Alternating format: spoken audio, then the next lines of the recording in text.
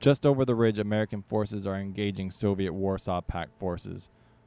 The Eastern Bloc has launched an offensive in the Fulda, and in today's video, we're going to discuss how to employ our weapon systems effectively so we can provide them, one, with fire support and be a functional quick reaction force.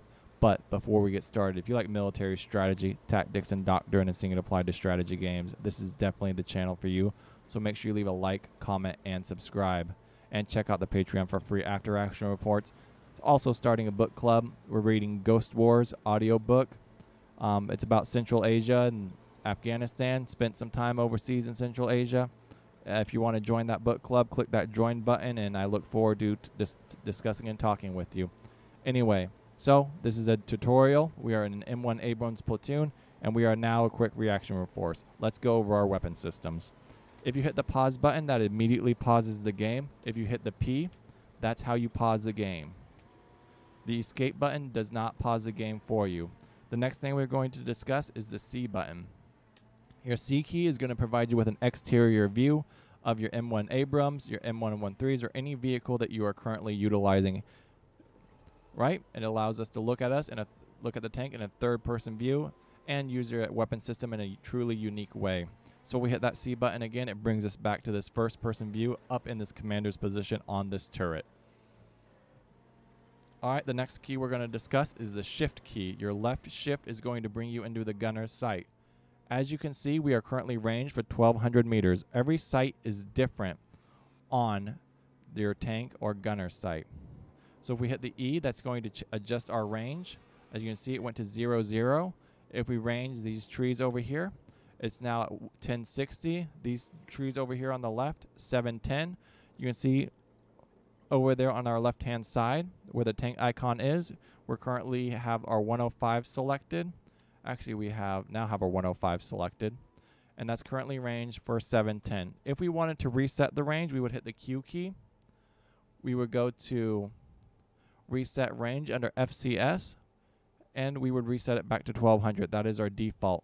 You will employ that how you see fit and what works for you. So we hit shift one more time. We immediately fall back out into this first person view in this commander's turret. Hopefully we don't get hit by a round and lose our head. So now let's discuss another thing. The F key allows you to switch your weapon systems. So over on the left hand side, you can see we have the 105 selected. That's our cannon, our main armament. If we hit F one more time, it switches to our 762. 762 uses the same sight, currently ranged for 1,200 meters. So we hit F one more time, that brings us back to our 105. One thing to make note is that if you hit the 1, 2, or 3 numbers, if you look over there on that left-hand side and the low next to our tank icon, you can see it switched our ammo to the high explosive anti-tank rounds. Currently what we have are the Sabo rounds, which are the weapon you're going to be using for engaging your heavy armor, light armor, and overall engaging any vehicles like that. What I did there was I hit the tab key that allows us to switch different positions between different vehicles. We'll discuss more about that later. That was an accidental key press, a misinput as it's known. Alright, holding right click allows your turret to swivel. It also moves your gun cannon up and down, just like that. That works the same. For the M1 Abrams, if we hit F and we hit C, we can see that the main machine gun is also on the front of the cannon. So if we were going to swerve or swivel, the gun would switch positions or rotate with us, something to make note of. All vehicles are different, so make sure you understand how your combat system works. One more thing we're going to discuss before we go into combat is we are going to find something to thermal image. So how you do that, depending on the weapon system in the tank, the M1 Abrams does have a thermal view. So if you hit the T key, it brings up the thermal view, also known as night sight. However, if you go back out, hit the shift key and hit the T key, it brings up more of a night vision look, does not work as a thermal. So in order to have thermal vision, you need to be in the gunner sight and you need to hit the T key. All right, so let's push forward. Let's hit C. Let's turn our thermal vision off. And let's see if we can identify any hostiles to engage. One thing to make note of is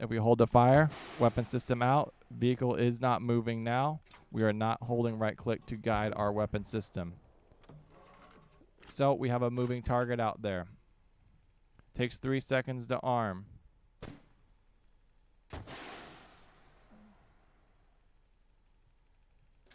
Fantastic hit right there. That is excellent marksmanship right there.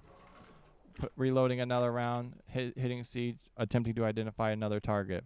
No close targets, hitting shift to go back into view.